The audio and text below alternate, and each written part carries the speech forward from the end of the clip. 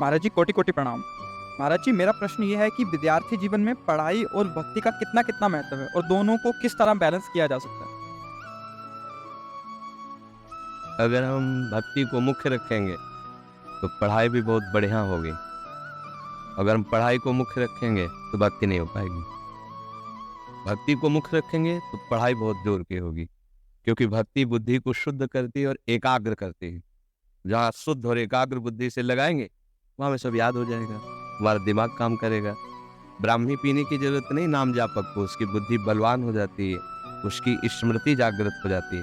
जैसे गीता सुनने के बाद अर्जुन जी ने भगवान से कहा कि नष्टो मोहा स्मृतिर्लब्धा तत्प्रसादान में आचिता।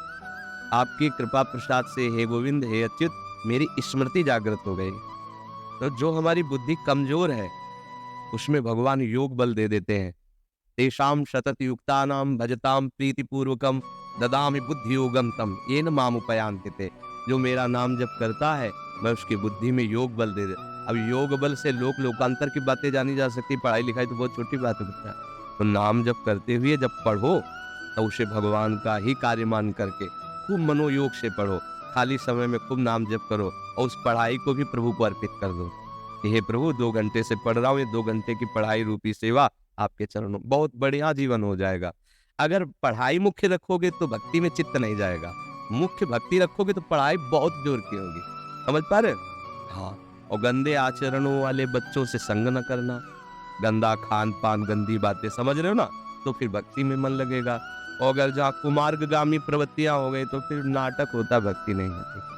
पापवंत कर सहज स्वभाव भजन मोर ते भाव न गाओ। यदि पाप करोगे तो भजन में मन नहीं लगेगा, भक्ति नहीं होगी। तो अच्छे आचरण करो, गंदे बच्चों से, गंदे भोजन से, गंदे दृश्यों से बचो, तो पढ़ाई में मन लग जाएगा। एकाग्र बुद्धि से जो पढ़ोगे वो सब समझ में आओ। सब शब्द ब्रह्ममय है, भगवत स्वरूप है, आनंद आ जाए। समझ गए?